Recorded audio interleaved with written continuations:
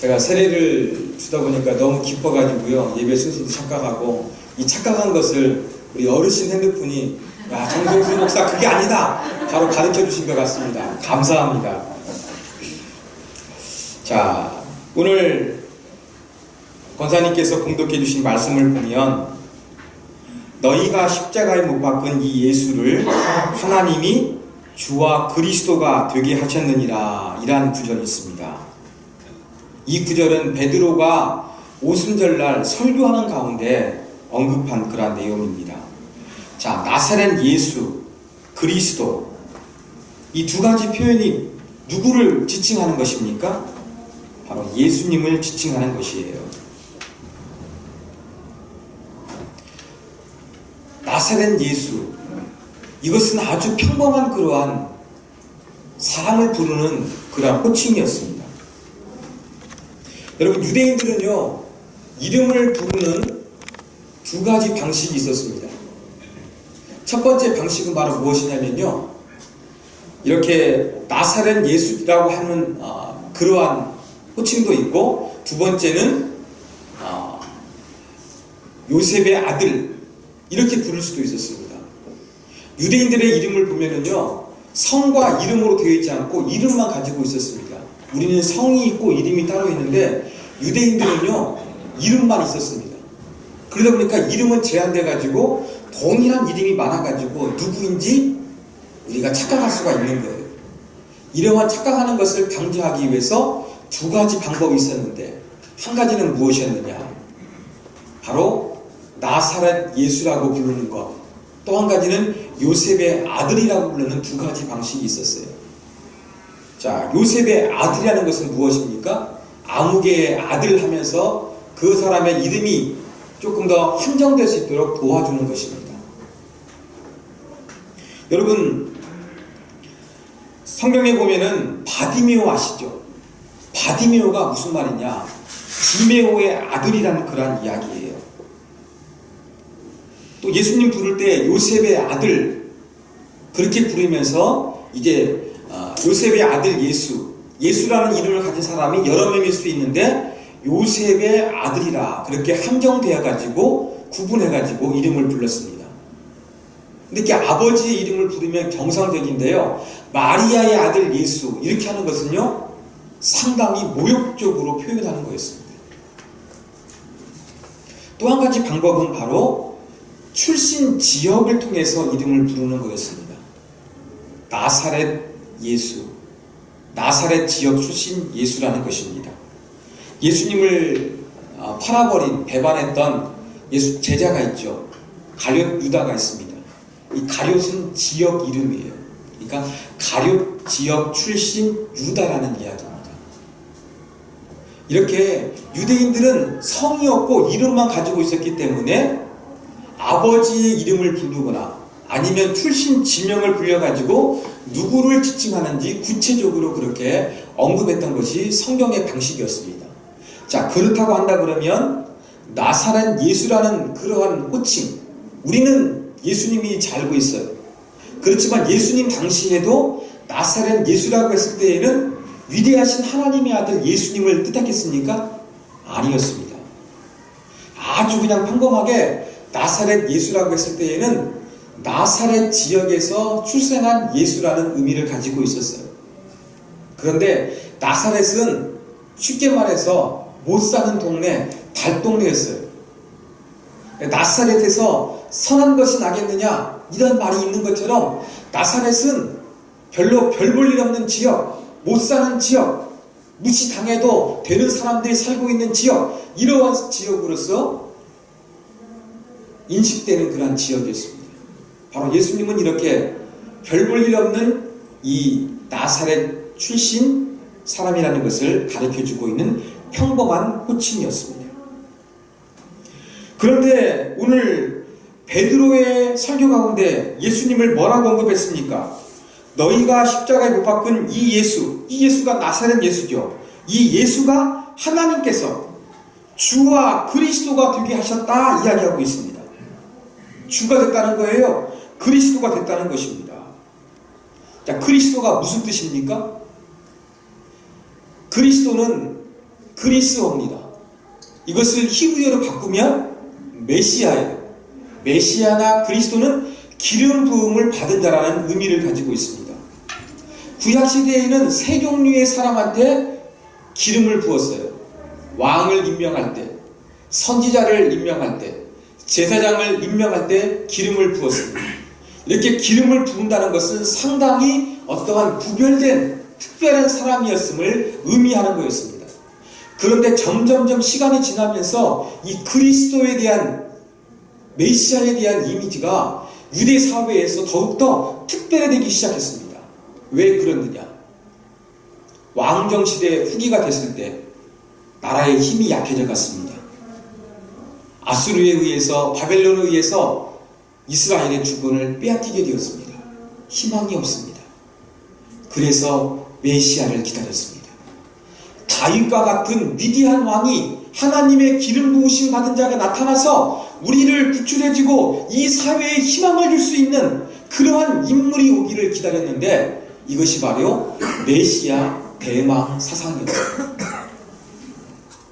이렇게 강대국으로부터 우리의 주권을 찾아주고 우리의 힘들고 어려운 고달픈 인생으로부터 새롭게 주길 그러한 메시아를 간절히 이스라엘 백성들은 사모하고 원했던 것입니다. 예수님께서 이 땅에 오셨습니다. 많은 병자들을 고치셨습니다. 놀라운 이적을 행하셨습니다. 하나님의 말씀을 증거할 때에 서기관들과 바리새인들과 달리 권세가 있었습니다. 힘과 능력과 찔림과 깨달음을 주는 위대한 말씀을 선포하셨습니다. 그러자 사람들 가운데서 예수님을 바라보는 눈빛이 달라졌습니다. 우리가 기다리고 있는 메시아 그리스도가 아니냐, 이러한 생각을 하면서 많은 사람들이 예수님을 따라다니기 시작했습니다. 예수님의 제자들도 이러한 의식을 가지고 예수님을 따라다녔습니다. 그런데 예수님은 어떻게 세상을 떠나시게 되었습니까? 저주받은 십자가에서 죽으심으로 허무하게 그의 인생이 끝나버린 거였습니다. 이렇게 유대 사회에서 뭔가 메시아인 줄 알고 기대하고 열심히 따라다녔는데 십자가 위에서 허무하게 죽은 예수가 되고 말았다는 것입니다. 이러한 십자가에 못 박힌 예수를 향해 가지고 주 그리스도라고 부르실 때 유대 사회 사람들이 그것을 잘 받아들였겠습니까? 받아들일 수가 없지요. 메시아인 줄 알고 따라다녔는데 십자가에서 죽어버렸어요. 그렇기 때문에 예수님을 그리스도라고 말하면은 비웃음거리가 되기 시작했습니다. 그럼에도 불구하고 베드로는 오순절날 설교하면서 하나님이 이 예수를 주와 그리스도가 되게 하셨다 담대하게 선포하고 있는 것입니다. 어떻게 이러한 담대한 선포가 가능하게 되었겠습니까? 그것은 예수님께서 부활하셨기 때문에 그렇습니다. 부활이 가져다 준 이러한 놀라운 역사인 것입니다. 여러분, 오늘 본문 앞에 있는 32절 9절이 있습니다. 우리 화면을 보시고 같이 한번 읽겠습니다. 자, 같이 읽습니다. 이 예수를 하나님이 살리신지라 우리가 다 이래 증인이로다. 예, 이렇게 십자가에 못 박힌 예수를 메시아라고 담대하게 선포할 수 있는 이유는 무엇이냐면 하나님이 예수님을 부활시켜 주셨다는 거예요. 그리고 제자들이 이 일에 증인이라고 선포하는 그 믿음이 있었기 때문에 가능한 거였습니다. 그래서 나사렛 예수라는 평범한 호칭에서 예수님에게는 어떠한 이름이 호칭이 생기게 되었느냐? 그리스도, 주 예수 그리스도라는 호칭이 등장하게 된 것입니다. 여러분, 복음서를 읽다 보면은요, 예수님을 그리스도, 예수 그리스도라고 부른 사람은 믿음이 좋은 사람은 별로 없어요. 베드로의 고백 외에는요. 유대 종교 지도자들이 예수님을 죽이기 위해서 그리스도라는 말을 사용했을 뿐입니다. 그런데 부활하신 예수님으로 말미암아 이제는 베드로가 어떻게 고백하고 있는 것입니까? 예수는 주가 되셨고 그리스도가 되셨다. 이렇게 선포하신 것입니다. 자, 나사렛 예수가 그리스도가 되는데 무엇이 결정적이었습니까? 바로 부활이 결정적이었다는 것을 우리가 알 수가 있습니다. 이렇게 부활이 예수님을 메시아로 이해하는데 결정적으로 중요했던 것처럼 저와 여러분에게도 부활이 너무나 중요한 것입니다. 왜 그렇습니까? 예수님의 부활은 예수님 개인의 부활로 끝나는 것이 아니라 저와 여러분의 부활의 첫 열매가 되어주셨기 때문에 그렇습니다. 고린도전서 15장 20절입니다. 다 같이 읽습니다. 그러나 이제 그리스도께서 죽은 자 가운데서 다시 살아나사 잠자는 자들의 첫 열매가 되셨도다. 첫 열매가 됐다는 것은 두 번째, 세 번째 열매도 있다는 거예요. 예수님의 부활은 한 개인의 부활로 끝나는 것이 아니라 연속적으로 다시 살아나게 되는 부활의 가능성을 열어놓으신 사건이기 때문에 저와 여러분에게도 상당히 중요하다고 할 수가 있는 것입니다. 그런데 우리는 이 부활, 예수님이 우리 가운데 열어놓으신 이 부활에 대해서 축소하거나 왜곡하거나 오해하고 있는 경우가 너무나 많이 있는 것 같습니다.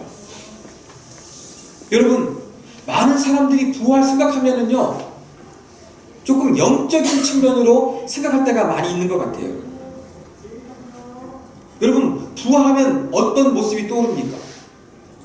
그냥 죽어가지고 사람이 땅은 세상에, 육신은 땅에 묻히고 영혼은 하나님 나라로 간다. 그리고 마지막 때에 다시 영혼이 살아난다. 뭐 이런 생각을 할 수가 있습니다. 여러분, 부활을요, 영적인 부활로 생각하시면 안 됩니다. 우리가 아까 신앙 고백했잖아요. 자, 신앙 고백 가운데 무엇이 있었습니까? 나는 성령을 믿으며 거룩한 공교회와 성도의 교제와 죄를 용서받는 것과 뭘 믿는다고요? 몸의 부활을 믿는다고 고백하고 있는 거예요. 부활은요, 우리의 영혼만 하나님 앞에서 깨어나는 것이 아니라 몸도 다시 살아나는 거예요. 이 몸의 부활을 고백했는데요, 이것은 아주 충격적인 고백이었습니다. 왜 그러느냐? 여러분, 그리스 로마가 지배했던 이 당시의 문화 가운데는요, 영혼 불멸 사상이 아주 강력했습니다. 그래서 육신은 나쁜 것이고 영혼은 선한 것이라는 좋은 것, 그 다음에 영혼은 영원한 것이고 육신은 일시적인 것이라는 그러한 생각이 아주 강했습니다. 그래서 영혼만 소중하고 육체는 별 볼 일 없는 것으로 생각하는 사람들이 바로 그리스의 사람들, 로마의 사람들이었습니다. 이러한 세계관으로 가득 찬 것이 바로 로마 문화권이었어요. 그런데 모든 사람들이 이러한 영혼 불멸 사상을 믿고 있는 가운데 기독교는 뭐라고 신앙을 고백한 거예요? 몸의 부활을 믿는다고 고백한 거예요. 영혼 불멸이 아니라 몸의 부활도 믿는다고 고백한 것이 바로 기독교의 위대한 신앙인 것입니다. 여러분, 그러므로 우리가 부활을 생각하면서 우리가 부활하되 영혼만 깨어나는 것이 아니라 우리의 몸도 부활하는 것이라는 것을 저와 여러분이 분명히 인식하는 것이 아주 중요합니다. 예수님께서 열어놓으신 부활은요, 영혼만 부활된 게 아니에요. 영혼만 부활하면요, 인간의 죽음은 반쪽짜리입니다. 그래서 예수님이 사망을 정복하시고 부활하신 것은요, 우리의 영혼과 우리의 몸이 완전히 새로워지는 전인적인 그러한 사건이라는 것을 저와 여러분이 분명히 인식할 필요성이 있습니다. 또 한 가지, 제가 한 가지 여러분에게 퀴즈를 내겠습니다. 여러분, 나사로의 부활과 예수님의 부활의 차이점은 무엇일까요? 죽었다가 살아났다는 공통점이 있어요. 부활했다는 공통점이 있는데 나사로의 부활과 예수님의 부활 사이의 차이점은 무엇일까요? 한번 제가 답을 듣고 싶습니다.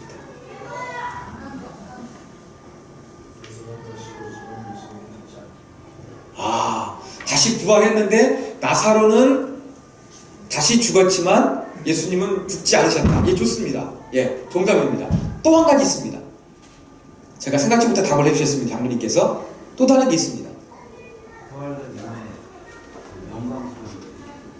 영광스러움이 있다. 예수님의 부활 그리고 나중에 영광스러움인데 나사로의 부활은 아직 그 다음에 살았던 지금 우리의 같은 거. 그렇죠. 예. 예, 아주 정확하게 이야기를 마지막에 표현하셨습니다. 자, 나사로가 부활했어요. 사람들이 알아봤습니까? 못 알아봤습니까? 알아봤죠. 알아봤다는 것은 무슨 얘기입니까? 나사로가 죽기 전에 그 모습 그대로 부활했다는 것을 가르쳐 주는 거예요. 그죠? 근데 예수님 부활하셔가지고 제자들에게 나타나셨어요. 알아봤습니까? 못 알아봤습니까? 못 알아봤죠. 그러면은 나사로와 예수님의 부활 차이가 무엇입니까? 똑같이 살아났는데 나사로는 아까 이야기한 대로 그냥 우리 가지고 있는 그 모습 그대로 부활한 반면 예수님의 부활은 다른 사람들이 예수님을 못 알아볼 정도로 완전히 새로운 몸으로 부활했다는 차이가 있습니다. 자, 그러면 우리가 부활하게 될 것입니다. 어떻게 부활하게 될 것입니까? 나사로처럼 부활하는 것이 아니라 예수님처럼 부활하게 될 것입니다. 이것을 우리가 믿어야 돼요. 저는요, 목이 좀 짧습니다. 많이는 안 짧은데 제 아버지 닮아가지고 목이 좀 짧아요. 저는 그리고 제 몸을 보면은요, 허리도 좀 안 좋고 배도 좀 많이 나왔어요. 한동안 제가 열심히 한번 몸을 가꿔가지고 몸무게를 좀 빼가지고요 잘 유지했는데 우리 딸아이 3명이 아주 간식들을 좋아해가지고 야식을 많이 먹었거든요.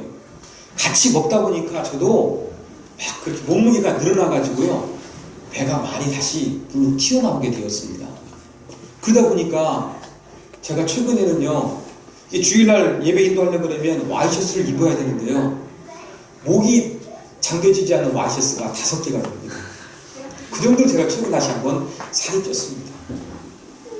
저는 제 몸에 대해서 만족하지 못하는 불만족이 존재합니다.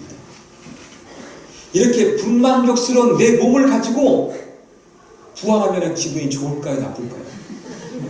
여러분 한번 화면 보십시오. 저처럼 제가 검색에 찾아놨는데 여러분 목 작고 뚱뚱한 남자 이런 남자처럼 이런 모습으로 살다가 예수님의 오심으로 말미암아 이러한 모습으로 부활하면 기분이 좋을까요? 나쁠까요? 저는 안 좋아할 것 같아요. 우리 한선주 권사님 친정 아버님 되시는 어르신 이렇게 췌장 같은 걸로 고생하시는데 부활했는데 여전히 췌장이 안 좋아 봐요. 어떻겠습니까? 그건 새로운 기쁨이 없을 거예요. 예수님께서 우리를 마지막 날에 부활시켜 주실 때는 어떻습니까? 이 땅의 모습이 아니에요. 이 땅에 마음에 안 드는 내 모습이 아니라 완전히 새로운 모습으로 부활시켜 주실 것입니다. 이 근거가 있습니다. 고린도후서 5장 1절입니다.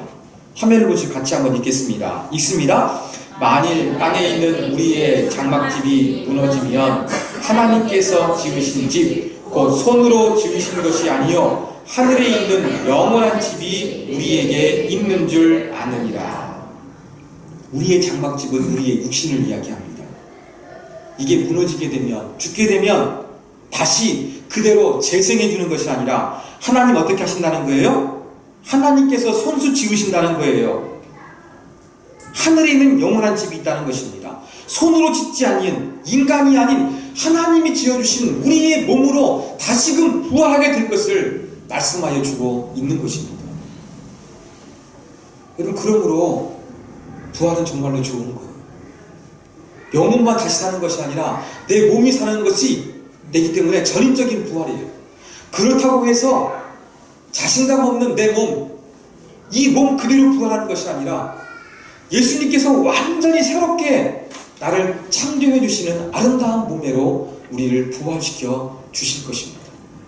이게 바로 부활이에요. 여러분 외모에 더욱더 자신 얻는 분들은 더욱더 우리가 부활신앙에 충만해야 됩니다. 부활 때에 예수님께서 나를 어떻게 바꾸어 주실 것인가 이런 기대감을 가지고 살아가는 것이 우리가 부활신앙이라고 할 수가 있는 것입니다. 그러므로 어떤 사람들은 장기 기증하는 것에 대해서 상당히 소극적인 사람도 있어요. 장기를 기증해버리면 내가 부활할 때 어떻게 될 것인가? 걱정 안 하셔도 됩니다. 예, 필요한 곳에 여러분의 신체 기증하셔도 괜찮습니다. 왜 그렇습니까? 내가 지금 입고 있는 이 육체는 이 땅 위에서 끝나버리지만 예수님이 우리를 새롭게 부활시켜 주실 때에는 완전히 새로운 육체로 우리를 다시 한번 하나님 나라에서 만나 주실 것이기 때문에 우리는 마음껏 내 몸에 있는 기능 다른 사람을 위해서 제공해도 괜찮은 것입니다. 이게 부활의 신앙입니다. 여러분, 그런데 우리는 부활을 어떻습니까? 자꾸 오해할 때가 있습니다.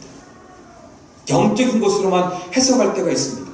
몸을 부활해도 내 몸 그대로 살아날 것이라고 착각하고 있습니다. 아닙니다. 그 이상의 부활의 의미가 있음을 저와 여러분이 분명히 기억하기를 원합니다. 이렇게 부활을 통해서 우리는 바뀌게 될 것입니다. 사랑하는 여러분, 그때를 우리가 기다리는 믿음으로 이 땅에서 믿음으로 살아야 되겠습니다. 그것을 기대하는 것만 끝나는 것이 아니라 이 땅에서 부활을 우리가 경험해야 되겠습니다. 우리가 어떻게 경험하게 되겠습니까? 예수님이 우리를 바꿔주셨다는 것처럼 내가 주님을 믿기 때문에 이 땅 위에서 나를 바꾸어 주시는 것을 우리가 경험하면서 살아가는 인생이 되어야 될 것입니다. 사랑하는 여러분, 예수님은 전인격적으로 우리의 모든 것들을 바꾸어 주실 것입니다. 천국에서는 완전히 이루어지지만 우리가 이 땅에서 예수님의 부활로 우리를 새롭게 해주신 것들을 경험하면서 살아가는 저와 여러분이 되기를 간절히 원합니다. 여러분, 자아가 건강하지 못합니까? 상처가 있습니까? 자신감이 없습니까? 열등한 부분이 있습니까? 어떤 견고한 진이 있어서 변하지 않는 그런 모습들이 있습니까? 이 부활하신 예수님을 통해서 내가 새로워질 수 있도록 장차 예수님을 통해서 완전히 새로워질 것이지만 이 땅 가운데서 부활의 능력으로 말미암아 나를 조금씩 새롭게 만들어 가시는 하나님의 은혜를 경험하면서 우리가 살아가야 되겠습니다. 이것이 바로 우리가 부활을 경험하는 것입니다. 사랑하는 여러분, 우리가 부활절을 맞이해서 예수님 부활하셨다고 그냥 끝나는 것이 아니라 예수님의 부활을 통해서 나도 부활하게 될 것이야. 내 몸 어떠한 모습인지 모르지만 분명히 기대되는 모습으로 내가 새롭게 부활하게 될 것이야. 이런 기대를 가지고 저와 여러분이 살기를 원합니다. 뿐만 아니라 이 땅 가운데서 예수님이 이렇게 내 몸만 바꾸어 주신 것이 아니라 내 영혼까지도 바꾸어 주시는데 이 땅에서도 조금씩 하나님 보시기에 아름다운 모습으로 바꾸어 주시는 하나님의 은혜가 임하기를 우리가 기대하면서 이 부활신앙을 가지고 살아가기를 원합니다. 사랑하는 여러분, 변하지 않는 여러분의 믿음, 연약한 모습, 뭔가 사람들한테 상처받고 뭔가 건강하지 못한 그러한 영향을 받아가지고 왜곡되어 있는 신앙과 자아가 있다고 한다 그러면 이러한 모든 부분들을 새롭게 만져주시는 예수 그리스도의 부활의 은혜가 저와 여러분에게도 충만히 임하기를 주님의 이름으로 축원합니다.